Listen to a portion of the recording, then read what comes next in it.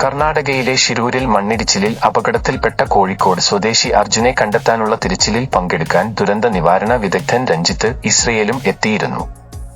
NDRFുമായി സഹകരിച്ച് രക്ഷാപ്രവർത്തനത്തിൽ പങ്കാളിയാകാനാണ് രഞ്ജിത്തിന്റെ തീരുമാനം.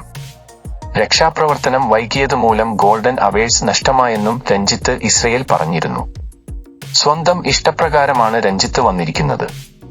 NDRFുമായി കൂടിയാലോചിച്ച ശേഷം അവരുമായി ചേർന്ന് സംയുക്ത രക്ഷാപ്രവർത്തനം നടത്തും. കളക്ടർ തനിക്കൊരു ഉത്തരവ് നൽകിയിട്ടുണ്ട്. മന്ത്രി ഗണേഷ് കുമാർ വിളിച്ചു പിന്തുണ അറിയിച്ചിരുന്നു. മണ്ണിടിച്ചിൽ നടന്ന് ഇത്രയും ദിവസമായി ഒരുപാട് വൈകി. ഗോൾഡൻ അവേഴ്സ് ഉപയോഗിക്കാത്തിൽ വളരെയധികം വിഷമമുണ്ട്. ഉത്തരാഖണ്ഡിൽ ദുരന്തം ഉണ്ടായപ്പോൾ 2 ദിവസത്തിനകം എത്താൻ കഴിഞ്ഞു. പക്ഷേ തൊട്ടടുത്തുള്ള കർണാടകത്തിൽ അപകടം നടന്നപ്പോൾ എത്തുന്നത് 5-ാം ദിവസമായിരുന്നു. അത് വളരെയധികം വിഷമകരമാണ്, രഞ്ജിത്ത് പറഞ്ഞു. തന്റെ എക്സ്പീരിയൻസ് വെച്ചുള്ള പരിശോധനയാണ് നടത്താൻ ഉദ്ദേശിക്കുന്നത്. നിരവധി മണ്ണിടിച്ചിൽ രക്ഷാദൌത്യങ്ങളിൽ പങ്കാളിയായിട്ടുണ്ട് രഞ്ജിത്ത്.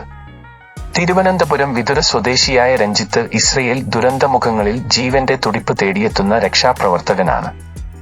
ആരും വിളിച്ചില്ലെങ്കിലും ദുരന്തഭൂമിയിലേക്ക് ആദ്യമെത്തും രഞ്ജിത്ത്.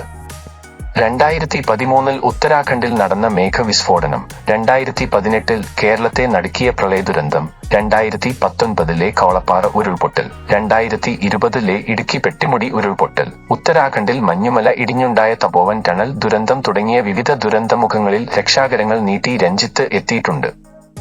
NDRF സംഘം ദുരന്തഭൂമിയിലെത്തുമ്പോൾ രക്ഷാദൌത്യവുമായി അവിടെ ആദ്യമെത്തുന്ന സിവിലിയൻ രഞ്ജിത്ത് ആണ്.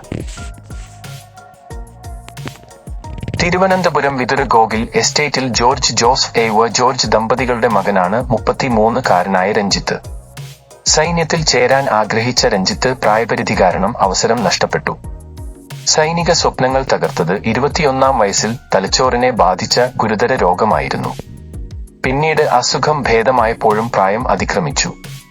പക്ഷേ സേവനമെന്ന ആഗ്രഹം അദ്ദേഹത്തിന്റെ ഹൃദയത്തിൽ ബാക്കിയായി.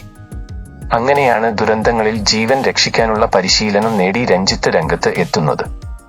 ഗോവ നാഷണൽ ഇൻസ്റ്റിറ്റ്യൂട്ടിൽ നിന്ന് ലൈഫ് സേവിംഗ് ടെക്നിക്സ്, പർവ്വതാരോഹണം, forest surviving techniques, powerboat operations എന്നിവയിലൊക്കെ രഞ്ജിത്ത് പരിശീലനം നേടിയിട്ടുണ്ട്. പ്രതിഫലം വാങ്ങാതെയാണ് രഞ്ജിത്തിന്റെ സേവനം.